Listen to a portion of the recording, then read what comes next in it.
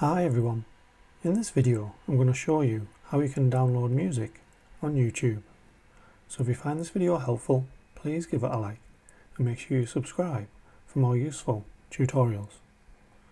So all you need to do is click on your profile icon on the top right. Then you want to go to YouTube Studio.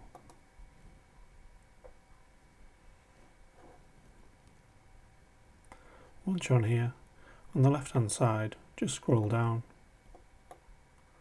until you come to Audio Library. So you want to click on that.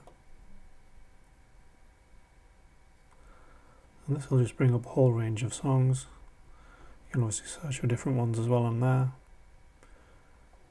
And you can also press this little play button, which will obviously preview the song.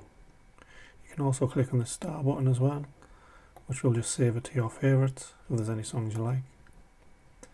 You can also download sound effects as well. So there's these options as well on here. But if you want to download any music, just simply click on this right hand side here and select download. And that will download music from YouTube. Thanks for watching.